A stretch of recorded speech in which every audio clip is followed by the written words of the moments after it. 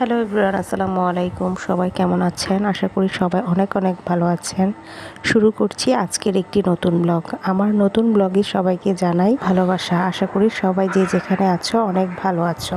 তো যাই হোক, আজকে একদম সকাল থেকে শুরু করতে পারিনি, রান্না করছিলাম। হঠাৎ মনে পড়লো আজকের তো কোনো ব্লগ করা হয়নি, তো ভাবলাম যে আজকে যে রান্না করছি সেটাই তোমাদের সাথে শেয়ার করি। আজকে অবশ্য বাসায় তেমন একটা সবজি ছিল না, তো ভাবলাম কি দিয়ে কি রান্না করা যায়। তো যেহেতু বাসায় যাই ছিল, একটুখানি সবজি ছিল, তো ওটা দিয়ে রান্না করলাম। কাঁকরোল ছিল, আলু ছিল, তো কাঁকরোল দিয়ে আলু দিয়ে আজকে মাছ দিয়ে রান্না করব। আর ভাজি করার মতো তেমন কিছু ছিল না। তো আমি যখন বাচ্চাকে নিয়ে স্কুল থেকে আসি তখন তো অনেকগুলোই ভ্যান পড়ে, তো ভাবলাম ভ্যান থেকে এক মোট লাল শাক নিয়ে যাই। তো যাই হোক, এখানে আমার ছেলেকে আবার স্কুল থেকে আনতে যেতে হবে, এদিকে আমি তাড়াহুড়া করে সবগুলো কাজ সামনে নিচ্ছিলাম। তোমরা তো প্রত্যেক দিন আমার ব্লগ দেখো, তোমরা তো জানোই যে আমার প্রত্যেক দিনের রুটিন কি। প্রত্যেক দিন আমার একটা ভাজি অবশ্যই করা লাগে, একটা সবজির তরকারি অবশ্যই করা লাগে।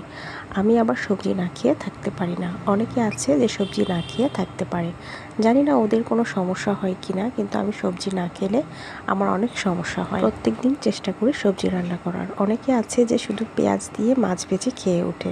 হ্যাঁ, ওরকম তো চাইলে আমরা খেতে পারি, কিন্তু খাওয়ার পরে অনেক খারাপ লাগে, সেটা আর নাই বললাম।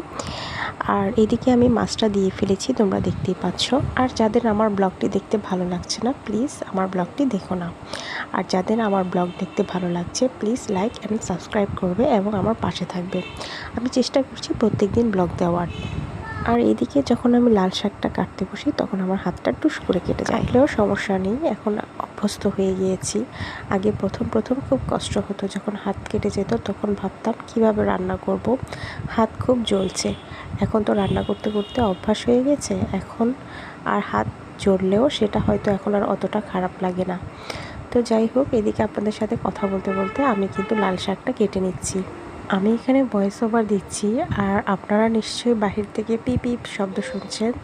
এটার কারণ হচ্ছে আমার বাসাটা হচ্ছে মেন রোডের সাথে, তো এইদিকে সবসময় গাড়ি চলাচল করে, আর তাই আপনারা সেই নয়েজগুলো শুনতে পান। আর এইদিকে আমি শাক কাটছিলাম, আর দেখছেন যে আমার হাতটা কেটে গিয়েছে। তো এইভাবেই দিন চলে যায় একজন গৃহিণীর। আমরা যখন প্রথম প্রথম রান্না করি, প্রথম প্রথম বিয়ে হয়, তখন আমরা যখন হাত কেটে যায় তখন আমরা কত কিছুই না করি বলেন। আমরা চিন্তা করি যে একটু হাতটা শুকাক না, একটু ভালো হোক না, কিন্তু কিছুই করার নাই। এখন তো আমরা পুরনো হয়ে গেছি, আমরা এগুলোতে অভ্যস্ত হয়ে গেছি। যাই হোক, এদিকে কিন্তু আমি শাকটা ধুয়ে নিয়ে আসলাম, ধুয়ে নিয়ে এসে এখানে কোটা শুরু করলাম। তো অনেক দিন পর লাল শাক খাওয়াতে ভালোই লেগেছে। যদিও তোমাদের সাথে আমার বেছানা গোছানো, ঘর ঝাড় দেওয়া সব কিছু শেয়ার করতে পারছি না। আমি সারাদিনের ব্লগটা তোমাদের সাথে শেয়ার করি, তাহলে অনেক লম্বা ব্লগ হবে। তোমরা কি বসে বসে আমার এত লম্বা ব্লগ দেখবে বলো তো? আশা করছি সবাই দেখবে।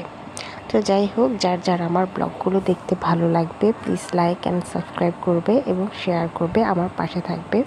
এবং ভালো লাগলে ভিডিওটি বা ভিডিওর কোনো অংশ যদি ভালো লাগে, আমাকে ভালো একটা কমেন্ট করবে। আর এতদিন যে পরিমাণ গরম পড়েছে, বাবারে, এতদিন তো রান্নাঘরে গেলেই টপ করে ঘাম পড়তো। এখন যদিও ওয়েদারটা একটু ঠান্ডা হয়েছে, এখন একটু গরম লাগে ঠিকই, কিন্তু একটু তো ওয়েদার ঠান্ডা হয়েছে। তো এতদিন তো মনে হচ্ছিল যে পুরো ঘরে আগুন লেগে গিয়েছে, বিছানা, নিচে, সব জায়গায়।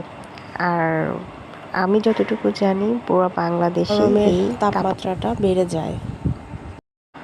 বেশি গরম পড়লে সব মানুষেরই একটু কষ্ট হয়ে যায়। রান্না বান্না বলেন, যারা অফিসে জব করে, যারা বাচ্চাদেরকে স্কুলে নিয়ে যায়, আর যারা বাহিরে কাজ করে, সবার জন্যই একটু কষ্টকর হয়ে যায়।